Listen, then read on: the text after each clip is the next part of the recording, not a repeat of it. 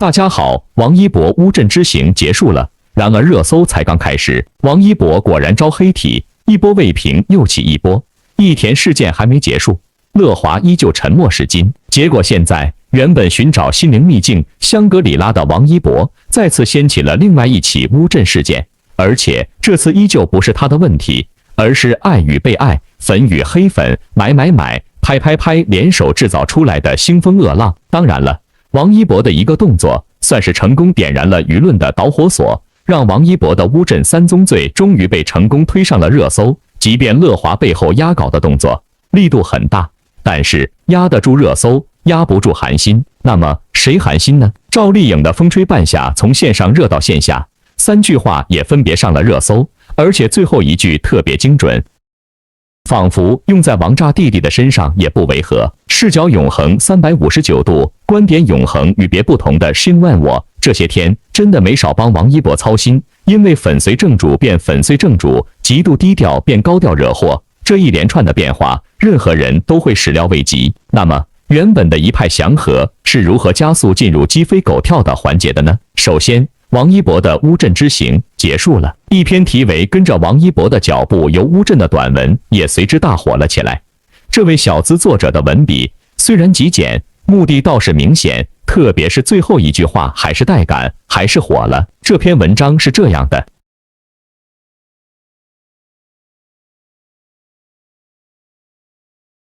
王一博已离开乌镇，帮大家整理了一份他去打卡过的地方，弥补没有偶遇到的姐妹们可走一走他走过的路。No 1泗水年华红酒坊，泗水年华是每年遇到明星最多的地方。黄磊开的红酒坊，很多明星都会到这个地方聚餐聊天。王一博这次的乌镇游当然也不例外了，点一杯我等你奶茶，可以坐一整天。No 2北栅粮仓，这个地方在西栅景区的外面，也是黄渤第 N 次冲突演出的地方，拍照非常的出片。No 3剧院，王一博来乌镇出现最多的地方当然是各个剧院看演出，去了乌镇大剧院、傍湾剧场、网剧场、会展3号馆。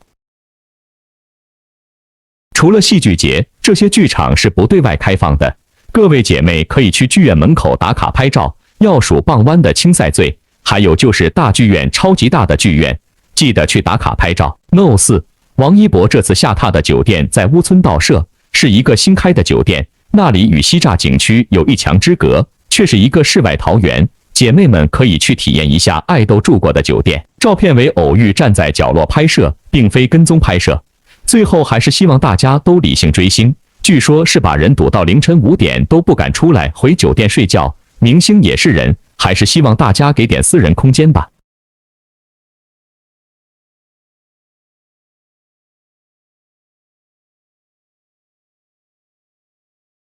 怎么样？说到这，是不是妥妥的教战手册？是妥妥的真爱摩托的打卡心得？这就是1传10，10传100的化学效应了。这些分享注定是充满爱心的。只是，正如Shin万我常说的，有没有考虑到王一博？有没有考虑狂粉、吃粉、私生饭的战斗力和精力指数呢？最后一句把人堵到凌晨5点都不敢出来回酒店睡觉，就是这种乌镇闹剧或者乌镇事件的最佳注脚了。Shin万我非常理解这种粉圈和真爱对正主的深深的爱和表达，甚至包括24小时都不会放过的看一眼而已的梦中情怀。要知道，哪个少年不多情，哪个少女不怀春？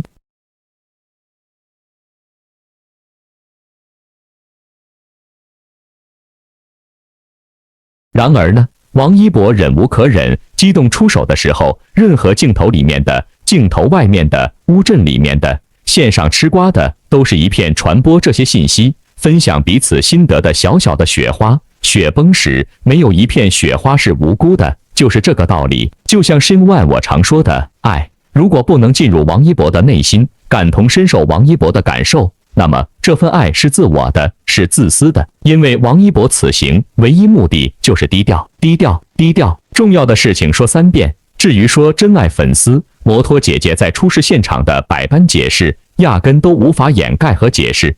这些人为什么要把正主的低调转化为友情的分享和网络的高调？而且从头到尾一路都是把人堵到凌晨5点都不敢出来回酒店睡觉的骚操作。王一博从一开始一个人安静自在的看剧，到后来被长枪短炮围追堵截，好像根本没有多长时间，狼狈不堪的逃跑情形。欢迎您到短视频区自行回顾王一博内心的哭和苦，很显然成为了一些完全看不懂他的真爱的快乐。很多人奇怪，为什么前2天还看他一直在赶场似的一场接一场看表演，后来却没有了，连之前说好的要去黄渤导演的第 N 次冲突后来都没去。不少人都很奇怪，但也有一些不好的预感。结果新闻我刚刚说了，这位摩托姐姐公开表示说，王一博离开乌镇了，据说是把人堵到凌晨5点都不敢出来回酒店睡觉。这些变态的爱，很显然不少自以为真爱的人都不在乎。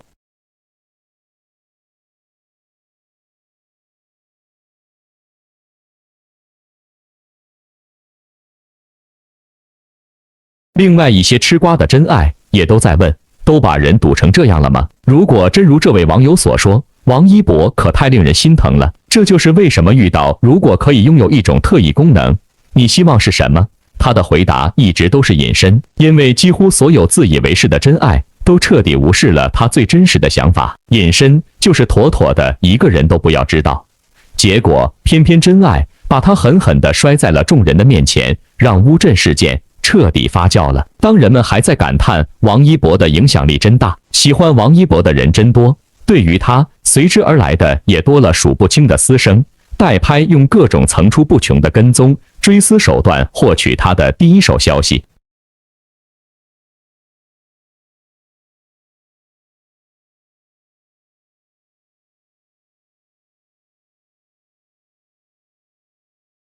看起来好像是天经地义的。有人说，谁叫他这么红呢？另外我只想说，完全不是，因为有人完全不懂他，懂的只是买的支持和流量。他这趟是私人行程，而且明星也是人，流量大喜欢的人多可以理解，但这不代表私生代拍真爱这样的跟踪堵人就是正确的做法。严格意义上来讲，他们这是违法的。王一博完全可以叫警察把他们全部带走。真的看到视频里他被一位私生追得快贴到身上，他转身生气地指着那人说放下，而转过头那人还是像个疯子一样不停地追啊拍啊，隔着视频都感受到一种窒息，真是一群疯子啊。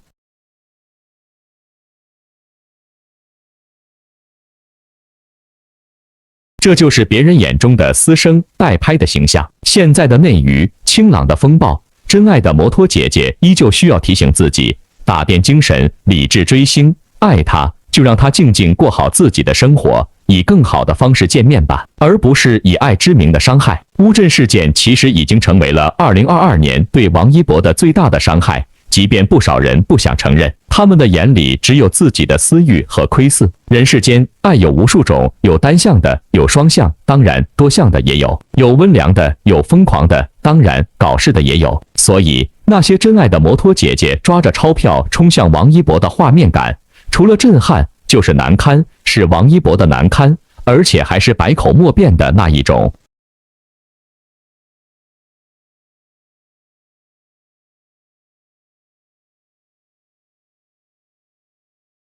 例如真爱粉丝饿虎扑食的瞬间重重摔在了地上，那么到底是谁之过呢？王一博该不该同情心大爆发，马上回过头去嘘寒问暖赚个美名呢？真爱的摩托无需着急忙慌地定义这位真爱粉丝是代拍云云，因为这些托词没法洗干净真爱彻底占领乌镇，真爱彻底扰乱秩序，真爱吓怕王一博，真爱赶走王一博的各种实情。真爱是什么？新万我在频道里面聊了很多，这回赵丽颖的风吹半夏解释的相当不错。风吹半夏最新的剧情让人看到了世事无常终有定，人生有定却无常这句话。陈宇宙从小患病，再加上堆场的污染，他患了癌症。苏医生告诉许半夏的时候，许半夏不敢相信，许半夏就站在黑夜里，泪水从眼角落下，那种绝望隔着屏幕都能感受到。许半夏每个月给周倩2万元，目的就是让周倩和陈宇宙好好谈个恋爱，每天哄他高兴。看到陈宇宙这样的样子，很多人都觉得意难平。后续的情节中，真希望陈宇宙不要知道这件事情，不然他发现自己谈了个假恋爱会有多伤心。除了陈宇宙和周倩这一对 CP， 童潇琪和野猫这一对 CP 恋情稳定，他们算是速战速决的那类情侣。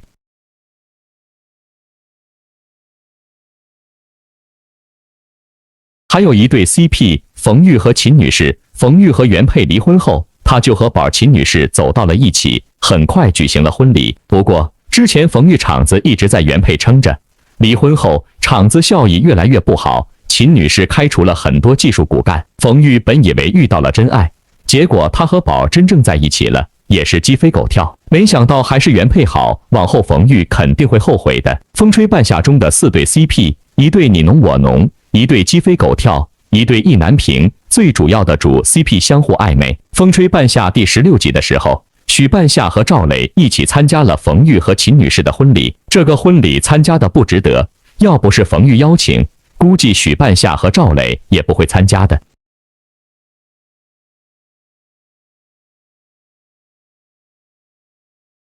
这场婚礼，许半夏一肚子委屈，武建设和裘必正讥讽了许半夏，让他心里很不爽。也是因为这场婚礼，许半夏和赵磊把暧昧戏演绎到了极致。在楼道里，赵磊安慰许半夏，赵磊到底是清醒的人，他总能给许半夏定力。赵磊和许半夏的说话水平也极高。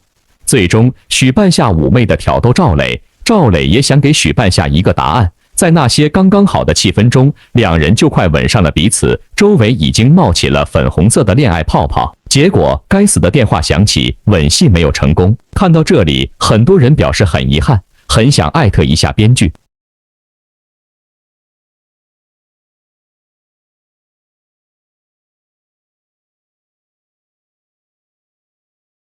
这个没有成功的吻戏，也许会是一个伏笔。许半夏和赵磊到底是谁先动心的？这个答案往后的剧情会给出答案。武建设看得准，他对赵磊说：“你喜欢他。”这个他就是许半夏。赵磊也没有否认。总共只有36集的《风吹半夏》已经更新了18集，也就是剧情过了一半。赵磊和许半夏连个正经的拥抱都没有，也没有表达过对彼此的爱意。不过越是这样的爱情，越让人上瘾。等到19集的时候，许半夏和赵磊真正的吻到了一起，短短几秒的吻戏很好磕，不得不让人感叹，风吹半夏唯一的吻戏是由35岁的赵丽颖和41岁的李光洁撑起的。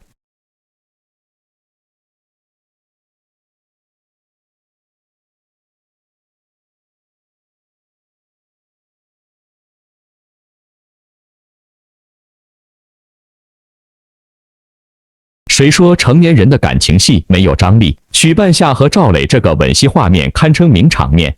许半夏开门后看到赵磊，直接跳到赵磊怀里，赵磊顺手接住，两人深情拥吻，美好又带着性张力，让人回味无穷。两个老总谈恋爱果然很精彩。许半夏的这一生真的是光芒万丈，有陈宇宙和童潇琪这样的好兄弟，也有赵磊这样的主心骨。虽然在生意场上有武建设这样尔虞我诈的盟友，其实已经有很多细节证明，许半夏和赵磊是双向奔赴，彼此喜欢的。赵磊早就心动许半夏了。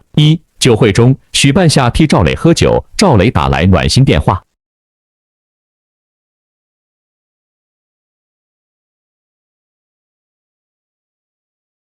2. 为了许半夏，赵磊摔酒杯得罪了裘必正。3. 郭启东落井下石，赵磊替许半夏出气。4. 赵磊借钱给许半夏，又让许半夏守株待兔，等待市场回暖，许半夏一夜暴富。5. 赵磊因为给许半夏借钱受到牵连，他没有怨言，还替他着想。6. 当刚才回暖，赵磊跑来找许半夏，两人在楼道里拥抱。7. 赵磊用心制作的东北攻略，等等等等。这场势均力敌的爱情很般配。赵丽颖和李光洁的 CP 感磕起来很上头。最后希望剧版结局一定要 he 不要 b。如果按原著来看，许半夏和赵磊没有走到一起，这是大家心中的意难平。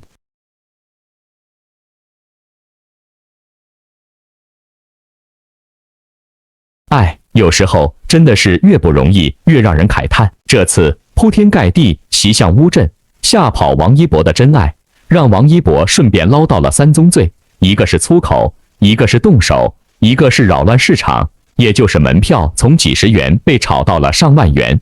为什么会炒出了天价呢？说白了，这些真爱只是为了更好位置、更近距离、更好角度的抓拍360度的动物园王一博。这操作完全把那些真正学习、真实看戏的人拒之门外了，把台下变成了舞台、游乐场，把台上倾情演绎的演员们挤兑成了可有可无的、别人恋爱追星的一群电灯泡。站在这些被人搅场、演无可恋的悲催演员的角度，他们会去感谢王一博吗？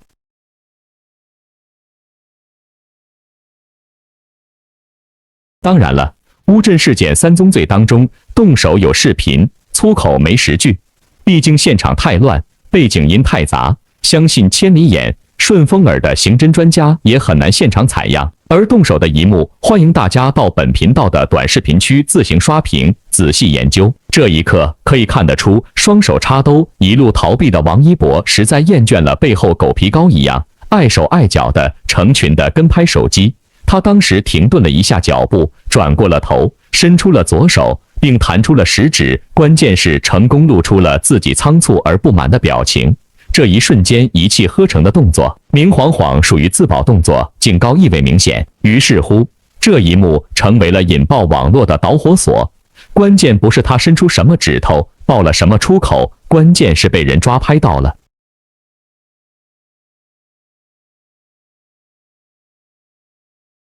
说到这，深案我可以肯定的是，王一博也肯定明白，剩下的一宗罪影响力最大。在乌镇待多一天，乌镇事件便会加多不可控因素和不确定风险。即便所有现身乌镇的真爱粉都不会去考虑，都会指责代拍之过。这些人绝对不会考虑更多的危险和铁拳的政治。相反，如果考虑了这些因素，很多风险就能规避和化解，就像风吹半夏的意外逆转胜一模一样。挤掉水分，眼下热度最高的在播剧应该是《风吹半夏》。豆瓣上，该剧播出还没到一半，条目下的短评已高达51000多条，剧评超过1000多条，说明关注者甚众。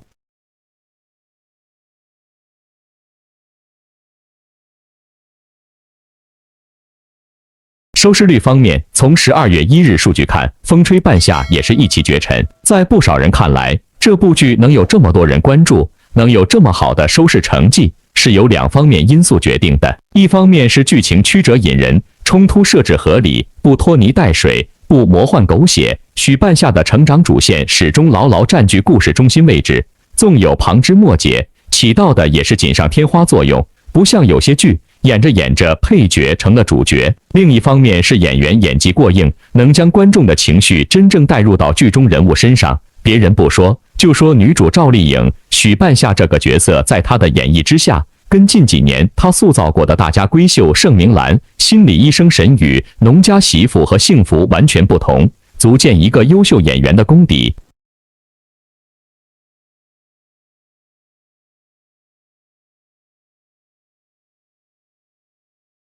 无疑，播出到现在，虽然只是总集数的一半，许半夏这个人物已经立住了为人豪爽、重感情、讲义气、有胆魄，同时又有心机，把一个女强人的形象演绎得淋漓尽致。可以肯定，从此赵丽颖的身上又多了一个角色符号——许半夏。日前，赵丽颖就《风吹半夏》这部剧接受了媒体采访，谈到了自己塑造人物和拍摄过程中的一些体会，让人听了一边感叹，一边又忍俊不禁。第一，他为默契第一天拍戏就喝酒。进组后第一天拍戏，有一段内容是许半夏带童潇琪到商店买衣服。由于刚刚开始，大家彼此间的默契还没建立起来，担心放不开，不能进入状态。开拍前，赵丽颖和欧豪等人都喝了不少酒。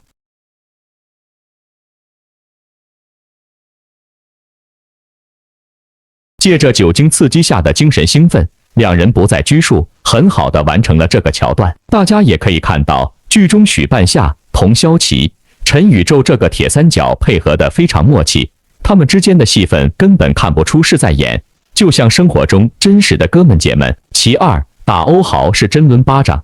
为了能把贪图租到手，陈宇宙出了个主意，用废机油给他污染掉。童潇琪执行力是真的强，二话不说，不等陈宇宙同意，马上带人去实施。这样一来，贪图也许能拿下，但童潇琪将面临2次吃牢饭。许半夏知道后怒火中烧，对对童潇齐噼里啪啦就是一顿嘴巴子。剧本中对这一段其实只是一笔带过，没有详细说要如何打。赵丽颖和饰演童潇齐的欧豪、饰演陈宇宙的黄登登几个人便一起进行讨论，确认童潇齐必须要挨打，没有还嘴余地后，戏正式开拍。起初，童潇齐还按着商定好的表演细节，在那里梗着脖子喊：“你打啊，打啊！”随着一条又一条没达到满意效果，重新来过，最后都说不出话来了。赵丽颖低头一看，自己的手都肿了，比平时大了一圈。最终，这一段成了三人最难忘的一场戏。由于全身心投入，彼此之间碰撞出了火花，为后面戏份的演绎打下坚实基础。其三，东北实地拍摄太开心。五建社带着许半夏等人到北边买废钢，这样的剧情其实换个不负责任的剧组，在摄影棚里也能完成。为了真实还原北边的冬季效果，剧组还是决定要到东北实地拍摄。这下可把大家乐坏了。在东北，众人美美的吃到了铁锅炖大鹅，体会了屋里开暖气吃冰棍糖葫芦的快乐。本来赵丽颖是特别怕冷的，可一穿上皮衣皮靴，戴上皮帽，顿觉特别开心。这等于借工作机会实现了自己一个以前想都不敢想的梦。有人对赵丽颖开玩笑说她戴上皮帽子像光头强，赵丽颖则笑称：“又不是我自己，我们五人组不全都戴上了吗？”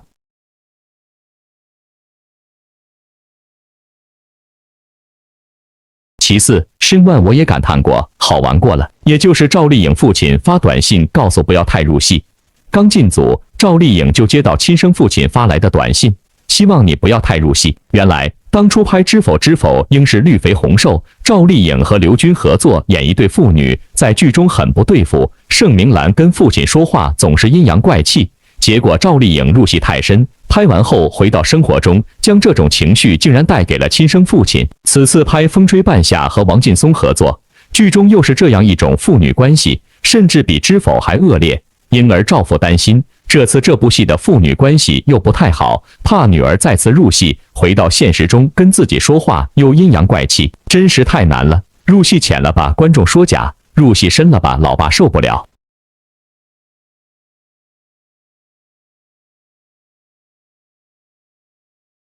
赵丽颖只好暗下决心，这次一定要找到一个父女之间关系舒展的机会，跟父亲和解。只能说，鬼聪明的赵丽颖出戏和入戏都有一套教战手册。这种教战手册，如果王一博能够尽快找出来，最合适、最强效的就好了。当然了，是为了对付那些完全看不懂他、听不懂他，也不想去理解他的真爱摩托的。因为绝大多数的真爱都不希望王一博隐身，即便王一博已经口干舌燥，也没人理。所以，乌镇事件持续发酵的一个最大的炸点，不是前两宗罪，而是最后一桩，而且还是王一博没有办法洗刷不掉的。即便王炸姐姐的交战手册也没用了。现在，王一博唯一实锤的一宗罪，就是那些为了一睹真容、一饱眼福的真爱粉，在疯狂追星之余，居然疯狂竞价、哄抬票价，让原本清静的艺术殿堂成为了藏污纳垢、偷窥偷拍、狂躁喧哗的斗兽乐园、派对场所。于是乎，成百上千倍的黄牛价格，不仅帮王一博狠狠得罪了一把坐在身边但求清静的文化名人和业界大佬，更把台上所有正常演戏、用心台词的演员们得罪光了。为什么申问我会这么说呢？很简单，因为所谓的观众都是奔着开演唱、售和约会 party 的王一博来的，这种明晃晃反客为主，眼里只有王一博的真爱操作和疯狂做派，是对所有舞台演员的严重不敬和极大伤害，也是对艺术工作的公然践踏和严重亵渎。这种做错了还不自知的踩场行为，即便擅长隐忍的王一博可以大度包容，然而这一次同样受伤的东道主黄渤，下一次还敢让业内的行尊大佬、文化高人背后狠戳自己多事的脊梁骨吗？说到这，视角永恒359度，观点永恒与别不同的申万我，只能深深地为孤独并孤勇的王一博共情一把，因为99.9999999的摩托姐姐不会去思考这些背后的深深的伤害和无形的压力。为什么王一博突然不玩了、不看了？因为不堪了，不堪压力了。这种泪水往心里流的痛苦，真的加添了极其厚重的孤独的色彩。当然了，真爱摩托不会考虑也不会看见的。这段时间，真爱萤火虫同样高度开心，即便没有亲身看到正主真身的另类快乐，倒是完全没有粉碎正主的可怕操作。由赵丽颖、欧豪、李光洁领衔主演的《风吹半夏》已经更新到第18集了。很多人不喜欢年代剧，又因为有自己喜欢的演员在里面，而鼓起勇气追这部剧。事实上，《风吹半夏》一点都没让你失望。故事的开篇要从许半夏、赵丽颖与童潇齐、欧豪、陈宇宙、黄登登三人相识说起。那场雨夜的戏都替赵丽颖感到瘆得慌。那么大的雨夜，能将一个说要卖废品的人收留下来，是需要多大的胆量和勇气，还把钱借给他。许半夏果然跟平常人不一样，这样的人设，你说他要给你画大饼，几百万的借款来做他的规划宏图，是兄弟的绝对力挺，那气场和魄力就跟他的名字一样，半夏生半夏。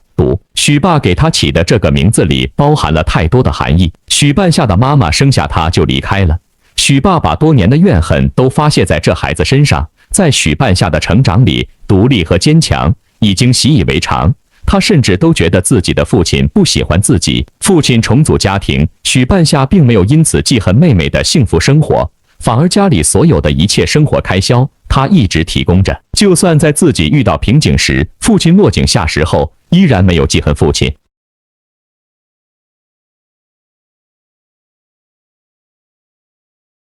还会在自己生意回春后给妹妹买了一架钢琴。许半夏是真的善良，他懂得明辨是非，懂得幸福的不易，甚至更懂得放手。这一切的一切，无形的一次次的让她变得更加的坚强和果断，以至于遇到自己的老公出轨，丝毫不留情面，上去就是厮杀，撩起酒瓶子砸下去也不带害怕的。在国外遇到骗子，拼了命的要抓住他理论，不解决问题誓不罢休。遇到钢价暴跌，在这漫长的煎熬里，他依旧没有做任何的妥协。他每天与赵磊、李光洁、五建设、刘威、裘必正、冯佳怡等各色各样的商界人物周旋，却依然还是那个最初的许半夏。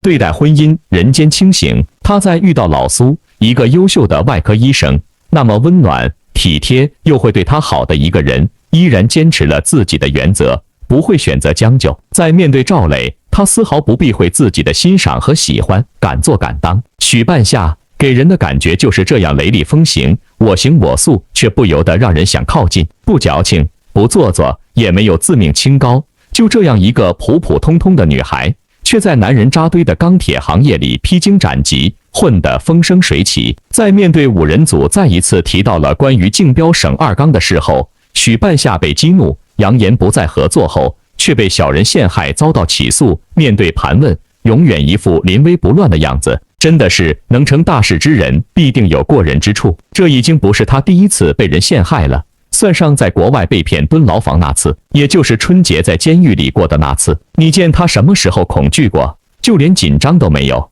这样的一个女强人，扬言要独霸一方，成就一番事业，绝对可信。可许半夏也是女人，女人就会有她脆弱的一面。她受原生家庭的影响，对幸福的定义就会格外的珍惜。她希望每个人都过得快乐。从童潇齐出监狱的那一刻起，更多的愧疚感一直影响着她。做任何事都会为这个兄弟考虑。对待陈宇宙也是如此，在得知他患有肺癌晚期，生命所剩无几之后，不顾一切的只为了能让陈宇宙在最后的时光里能够快乐。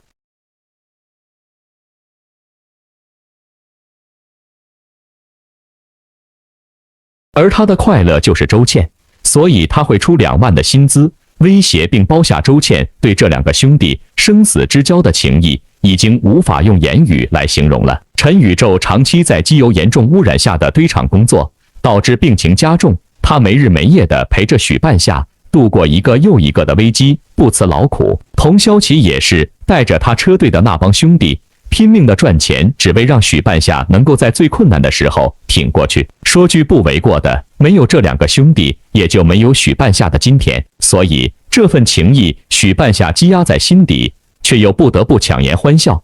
装作若无其事的样子。看到许半夏崩溃的那一瞬间，突然也就跟着他一起崩溃了。可许半夏还不仅仅只是这样，他还爱好打不平，去了沈阳，莫名的参与了纷争，却并没有退出，反而请律师替他们维权。一切的种种足够说明他的正能量有多强大。以前总觉得许半夏做很多事情的手段都不光明，可他也是一个商人。试问有多少商人的交易是真的能用界限去划分开来的？重点不还得看最后的结局，不是吗？就好像这次乌镇事件，当所有真爱都指责代拍的时候，没有一个人指着自己。于是乎，最后的结局就是无辜的王一博成为了最大的牺牲品，而且还是后知后觉、逃之夭夭的那一种。本来顶流艺人一举一动就容易引发关注，王一博此番现身乌镇观看话剧，自然也让人猜想王一博是否也计划涉足话剧。这些都是学习，都是成长。为此，新万我也硬核深扒了一些个人的观感和评估。众所周知，话剧因为磨练演技，受到不少实力派演员的青睐。很多实力派演员都有拍摄话剧的经历，比如秦海璐、吴刚，以及刚刚拿下飞天奖的王雷，甚至人气小生胡歌，也是通过话剧顺利转型为演技派，才有了后来《琅琊榜》《伪装者》中的惊人表现。但话剧也出错不能重来，也没有镜头辅佐表演等问题，对演员要求极高，需要花费大量时间和精力去打磨。重点是片酬还低，所以也劝退了不少艺人。艺人是否愿意通过话剧来磨练自身演技，也成为大众衡量他对演技是否有追求的一种判断方法。比如和王一博同样凭借《陈情令》走红的艺人肖战，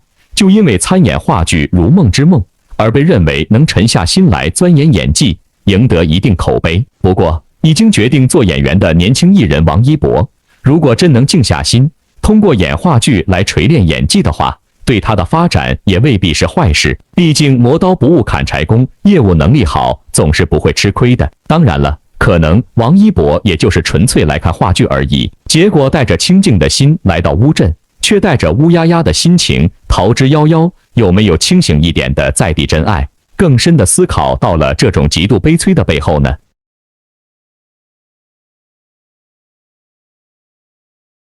新万我大概用半夏这味药来形容王一博此时此刻的心情，想必聪明的您也能体会得到的。不少人也都能从《风吹半夏》这部剧的名字就可以看出来，这是一部大女主剧，女主的名字叫许半夏，生半夏有毒。之所以取这个名字，是因为她的父亲觉得是她导致了母亲的死亡。父亲冷漠，后妈小气，还有一个同父异母的妹妹正在上学。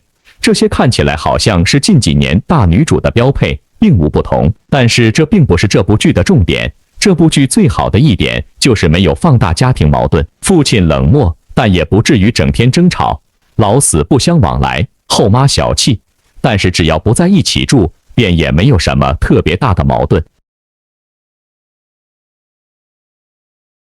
妹妹就更别提了，两人差了很多岁，也没什么仇恨，根本不可能像其他电视剧里那样明争暗斗、勾心斗角。许半夏问父亲借钱被拒时，女主许半夏从头到尾心里只有2个字：搞钱。争钢铁配额，四处借钱去北边买钢，被骗之后留在北边寻找机会，买到钢回来，钢价大跳水，被追债被起诉，钢价回升上涨，赚的第一桶金。短短10来集，许半夏游走在各种人物之间，全程搞事业。一开场，许半夏就气场全开，擦着鲜艳的口红，烫着最时兴的卷发，穿着小西装，踩着高跟鞋，又酷又飒。在滨湖钢铁交易大会开始之前，他提着礼物，对着手里的名单一户户去拜访。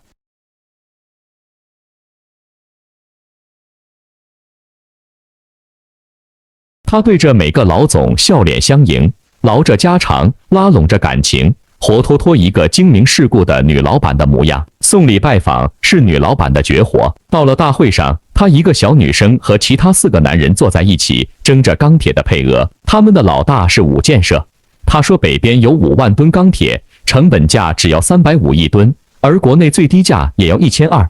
如果他们去北边买了钢回来，便发大财了。但是许半夏的公司是5个人里面最小的，他只分得了5000吨钢，他不甘心，一直在争取更多的配额。他想要拿15000吨钢，其他4个男的心怀鬼胎，根本都不肯让步。表面上和和气气，但实际都有自己的小心思。他也不甘示弱，各种话术输出。虽然最终还是没有得到15000吨钢的配额，但是这一场可以看出许半夏确实巾帼不让须眉。他想要15000吨钢，就最起码要有525万。然而公司目前只有100多万。面对陈宇宙的担心，他不以为然。他想到的是，如果做了这笔生意就能翻身，就算借钱也要去。于是他四处借钱，和赵磊谈合作，顶着巨大的压力踏上了去北边的火车。赵磊问他，既然你没有那么多钱，又何必要那么多的份额呢？许半夏答道，但我还是想争取下，人不都是从无到有的吗？许半夏的魄力、勇气和担当，这是我们在如今的国产剧的女主身上不太看得到的。到了北边，没想到五建设联系的人是个骗子，结果他们刚没买到，还花了冤枉钱。其他4个人都心灰意冷，想赶快离开这个异国他乡，但是许半夏不走，因为他欠了一屁股债，回去了那就是真的毫无机会。他不信这里没有别的钢厂，没有别的货源，他说什么也要把钢带回去。于是4个大男人灰溜溜的回了国，只有许半夏一个弱女子留在了天寒地冻的北边。经过了一番奔波，他终于在黑海找到了货源。当他看到那些装着废钢的车缓缓驶过，他热泪盈眶，他吃的苦一切都值得了。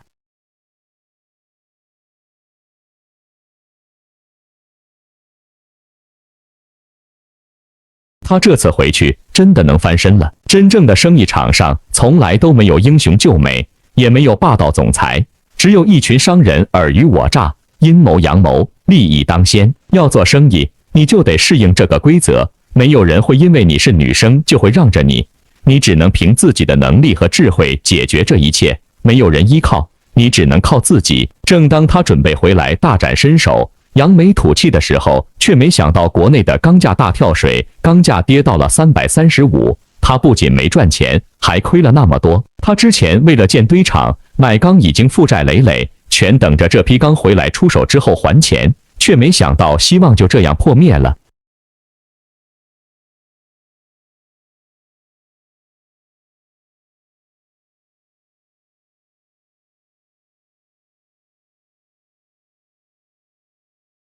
这个时候他又被人举报偷税漏税，被拘留。出来之后又被各方债主逼债起诉，在拘留所过了年，全程都是他自己一个人扛着。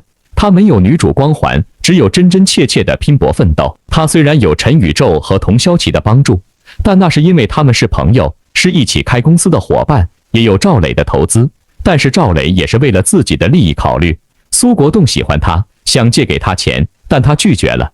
他说：“我着急用钱。”但是我也不着急用你的钱，没有金手指，没有开挂的人生，没有天降竹马，也没有王子骑士。解决问题、应对困境，都只能靠自己的努力和能力。终于熬过了提心吊胆的大半年，钢价回升，他站在电视机前，红了眼眶，一切的等待都是值得的。守得云开见月明，他的欠款终于还上了，他的堆场也建好了，他的公司规模也扩大了。他在北方的货源也已经稳定了。他许半夏这一次终于坐在了主位上，给另外4个人分着钢铁的配额。他看着郭启东被裘逼症打的时候，笑得很是得意。苦尽甘来，风水轮流转，他终于翻身了。睁开眼，好好看看吧，这是个新世界了。这是当童潇琪刚出狱，拿出一个入狱前买的发卡给许半夏的时候，他随手潇洒地将它扔出窗外说的话。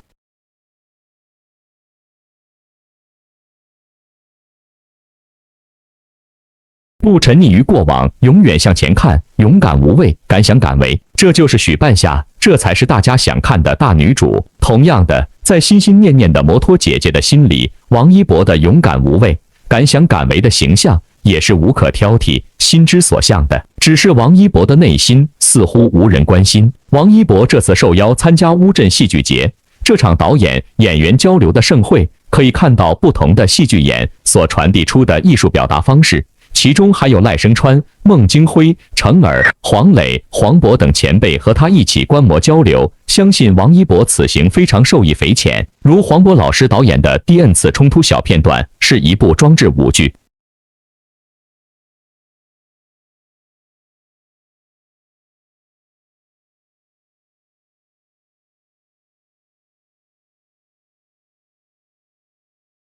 中间的那个像船的造型其实是浴缸，是黄渤自己的现代雕塑作品，专门为乌镇戏剧节创作的，表现人与水的关系。现场的观众要穿上雨衣观看，即是观看者也是创造者，很有感觉。通过现场真爱粉丝近距离发布的图片可知，王一博也和程耳导演又在这里见面，而且交流甚好。从杂志采访得知，电影《无名》选角时，程耳面前摆了2、3位年轻演员的照片。他一眼就看中了王一博，程耳邀请王一博聊了一下午。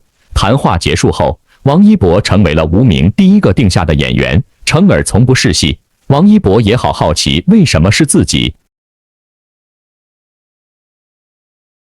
GQ 无名剧组拍摄花絮里，程耳导演与王一博聊得不亦乐乎，摄影师忍不住喊：“看看镜头吧！”两人之间的气场那么相合，氛围亲厚随意。默契信任，两人皆安静内敛，乐于言而敏于行，皆有着独到的艺术敏感与洞察力，皆有着骄傲、追求极致的倔强内心。这次恰逢乌镇戏剧节，王一博会很多的体验与感受吧。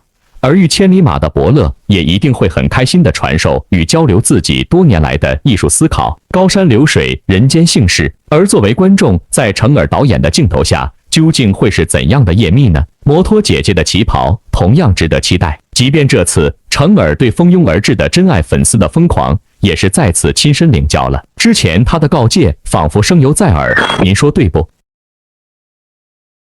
不太清楚的话，本频道的硬核已经解释干净了。老实说，共情和同理心其实都是人之常情，只有真正的爱，能体会到，能读懂。所谓惺惺相惜，心有戚戚，休戚与共。比方说，许半夏做生意需要启动资金，这一笔钱还不算什么小数目，需要300万。许半夏通过自己的胆识魄力，以及手里有一点求必正的账本把柄，向他借来了100万。不过需要付出年息20%的代价，这个利息可不低，100万就是20万的利息。借100万，1年后要还120万，在当时来看可是天价啊！可当听到这个20年息的时候，许半夏眉头都没皱一下，非常爽快的就同意了，好像无论裘必正说年息多少，他都会同意一样。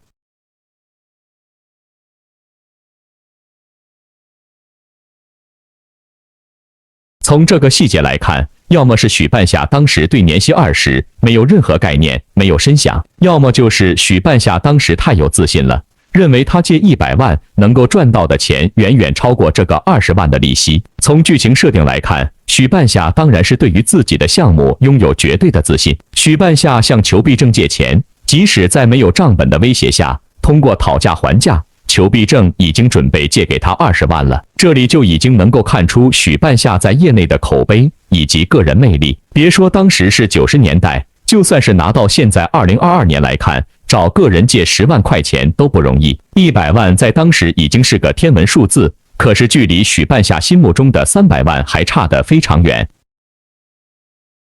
许半夏在业内找老板能够借来100万，可是回到自己的家，即使父母能够拿出一些钱来帮助他，不仅1分钱不愿意拿，甚至还来找许半夏要钱。许半夏回到自己的老家，看到自己的爸爸在开心地陪着女儿练歌，继母在忙着做饭，一看到许半夏回来了，立刻拉着丈夫过来，紧张兮兮的，生怕发生什么意料之外的事情。通过许半夏继母和父亲的聊天可以看出，他们虽然对许半夏有诸多意见，但是都尊称她为款儿姐，一看见她来了，全都客客气气招待。等到许半夏进了屋子，他和父亲说起上个月多给了点钱，让父亲去染头发，问父亲怎么没去。父亲回答：一把年纪了，不用染头发，把钱省下来补贴家用。这时候继母也都过来哭穷，说女儿需要一架钢琴。这个时候我们才知道，原来许半夏这么多年来都是家里面的财神，养着这一家老小。听到继母说钢琴的事，许半夏一口答应了。不过这些都是等他赚了钱之后才能够实现的。许半夏这一趟并不是来给家里钱的。后来许半夏找家里借钱，父亲推辞，支支吾吾给不了决定。继母也是把话说得很明白，拿钱是不可能的，因为他们生活过得也很难。难吗？看着家里的陈设，甚至还有富裕的钱，给孩子请声乐老师，说明日子过得并不太难。他们只是不想把钱借给许半夏而已。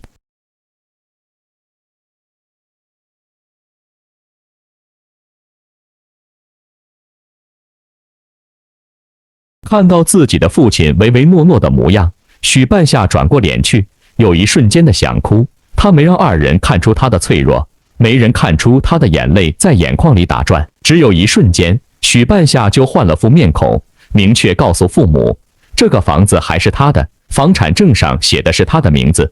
如果父母不借钱，那么他就把房子拿去抵押。从许半夏至今还在每个月给家里出钱，甚至把房子都给父亲和继母还有继母的孩子住，就能看出他并非冷血无情的人，而是心地非常善良的。就算父亲和继母不借钱，他也不可能动房子的主意。或许这番话说出来，只是想让父亲注意到他，也是把最后一丝希望寄托在父亲身上，希望他能够在关键时刻念念父女情分。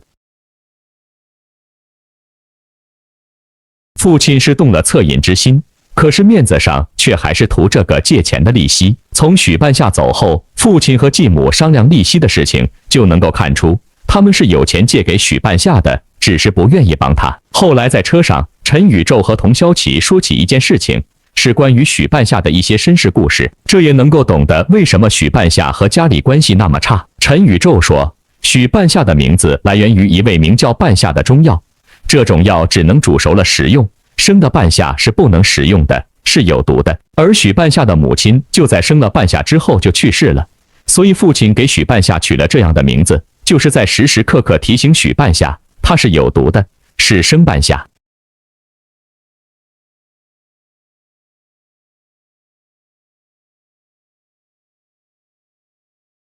许半夏的父亲当时应该是对许半夏厌恶至极了，大概是从未爱过许半夏，才会给他取这样的名字。不过这个名字倒并没有让许半夏这辈子一蹶不振，或者就像他的名字一样有毒，反倒让他振作起来，比旁人都要更有生命力，更加顽强。对于家庭中成长起来的孩子，似乎就是这样的。心万我不禁想起了电视剧《知否》中的明兰，在家庭一众孩子中，从小就是最不受宠的一位，但是她凭借自己的才智、胆识和一定的运气，最终成为了家中所有子女中最耀眼的那一位，光宗耀祖。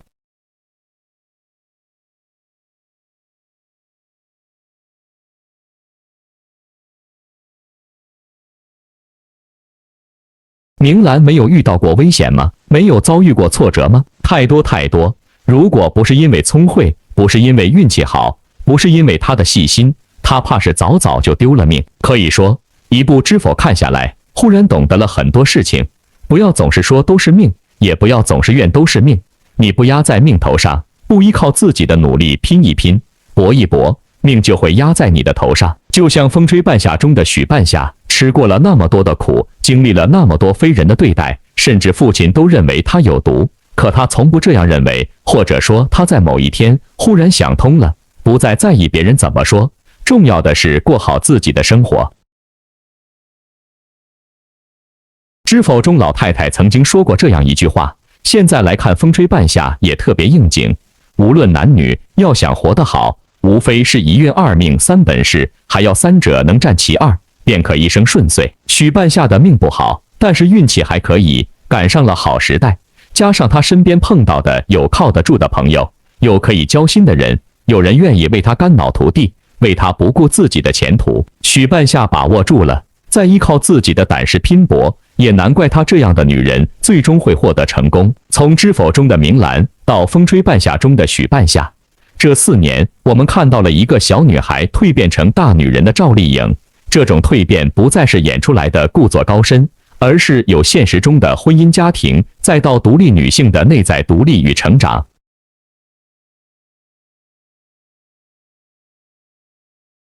一运二命三本事说得贴切，说得精确。在整个乌镇事件中，申万我只想说，王一博的运的确给真爱粉掺沙子了，他一点错都没有，错的都是那些变了质、变了态、发了疯的真爱。因为真爱和疯狂有时真的就是一线之间，一指之隔而已。他即便推搡，即便粗口，也是人之常情。因为零团队的他，压根就没几个人真正理解他、支持他、帮助他、帮他解围脱困。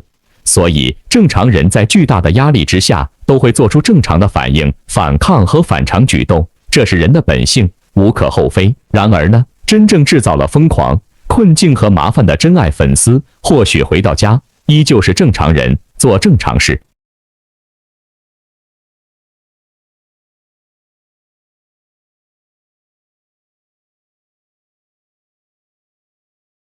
只是他们留下的追星逐臭的烂摊子，以及扰乱市场和公众秩序的黑锅，已经实实在在地背在了王一博一个人的身上。诡异的2023年本来就路不好走，现在的王一博更是百上加斤了。按三观党的标准，王一博自从粉丝造反事件之后，真的无法继续控制粉丝的三观。这就像三观党的标准之中，风吹半夏同样也有三观不正的剧情，主角没那么完美，但又真的很好看。目前热度一直在攀升，相信会拿到不错的结果。有人评价《八五花》里赵丽颖还是一骑绝尘了啊！前有幸福到万家，后有风吹半夏，往后赵丽颖在正剧方面的路是越走越宽了。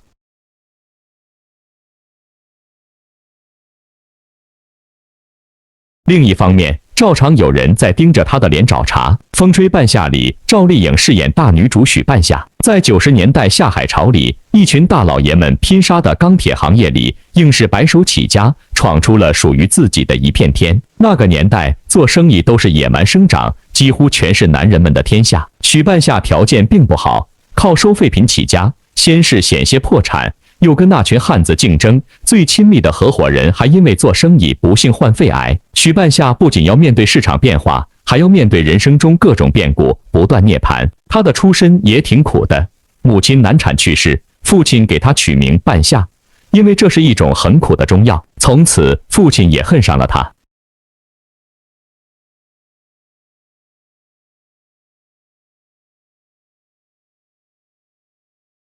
后来，父亲再婚生女，总是盘算着从许半夏身上捞钱。这个角色很复杂，也不好演。她不是一个普通的女性，拥有常人所不具备的韧性和野心，也很能扛事，像踩不死的小强。在不同阶段，还要演出角色的成长和蜕变。在此之前，赵丽颖多演古偶，众所周知，人物形象扁平，成长线幼稚简单。即便是上一部《幸福到万家》，赵丽颖的演绎也仍然显得稚嫩，似乎有点没完全融入。但《风吹半夏》里，赵丽颖仿佛就是许半夏，在生意场上左右逢源，在男人堆里当女汉子，天生大佬气场，亲人的势力，工作中的风险都打不倒她，坚定不移要做钢铁行业的龙头老大。在一群老戏骨里，不仅没有露怯的感觉，还融入得特别自然，仿佛以前那个在娱乐圈小心翼翼、各种不是的赵丽颖，只是她的 B 面。作为一部年代剧，这部剧的服化道都很还原。许半夏住的房、开的车，他们用的手机都是90年代流行样式。赵丽颖在里面的造型也很港风，因为追求真实质感，这部剧几乎没用滤镜，这也让很多看惯磨皮剧的观众感到不适。赵丽颖这张脸怎么看都不太舒服，许多人在说感觉很疲惫，颜值下滑严重，小家子气和村姑的感觉拿捏真准，脸怎么这么饼了？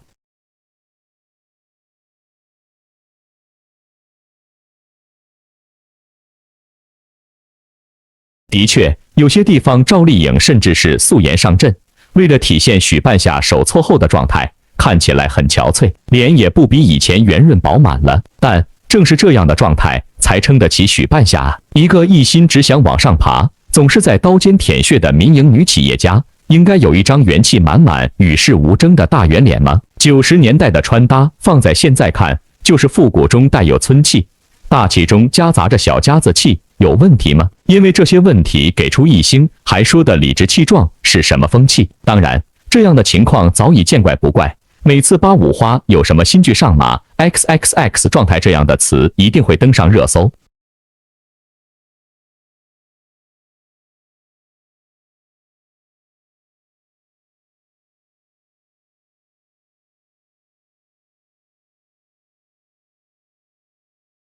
状态好的喜提少女感认证，状态差的免不了被嘲。我们的女演员受荼毒的还少吗？连周迅都难逃压力。有一种猜测是，这种一星差评可能是有人恶意评价所谓的对家粉。当然，这种猜测无凭无据，只是这种搅浑水的行为伤害的并不止对家，而是整个娱乐圈的女演员。就连少女感营销鼻祖杨幂，最近都被嘲油腻。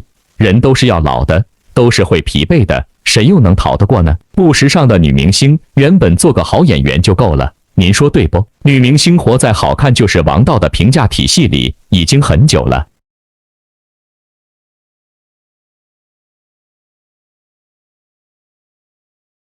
不仅得长得好看，还得洋气大气。最显而易见的例子，欧阳娜娜靠着会穿，哪怕蚂蚁竞走10年，拍个 vlog 就能圈一堆粉，混得风生水起。一件聚酯纤维浴袍卖1000元也能断货。钟楚曦也就一个代表作《芳华》，但人家是红毯女王啊，大气又舒展，怎么穿怎么时尚。行，黛玉恨不得直逼一线，当上 LV 品牌大使，赚足曝光率。某女郎倪妮出道即巅峰。本来一张电影脸，打造出小红书拍照圣经，举手投足写就一本红毯进化史，改做时尚女王。女明星的时尚系数原本是商业价值的一个侧面，应该是站上巅峰之后自带的气场和得意，却被本末倒置，成为女明星进阶的捷径。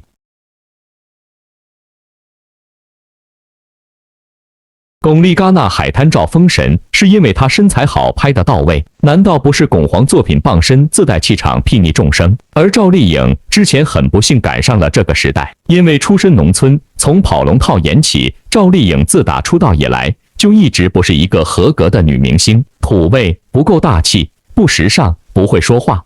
即使混迹多年，也仍然没能成为大家期待中的女明星，几乎没有出圈的妆造，红毯上最多也就做到不出错。圆脸也跟美颜不沾边。上偶像来了，得名赵小刀当面提醒谢娜牙齿沾上口红，又说她没穿礼服，被评价为情商低。好多年才上个中餐厅，在一碗毛血旺里夹菜的场面又被无限放大，没教养等猜测甚嚣尘上。赵丽颖其实一直很明白自己要什么，也没有犹豫过。这么多年专注演戏，以前在古偶中浸泡，争取多出爆款，现在积极转型，挑战各种不同类型的角色，一心一意做好女演员。风吹半夏导演也声称，当时看到这个角色，第一反应就是只有赵丽颖能演。原因很简单，这个角色跟赵丽颖本人太像了，底层逆袭，性格坚韧，目标明确，承受力强。这么多年，没有人关心赵丽颖想不想成为一个时尚的女明星，更没有人在意一个合格的女演员有没有必要时尚，大家只在乎体面，找到不体面的地方就火力全开群嘲。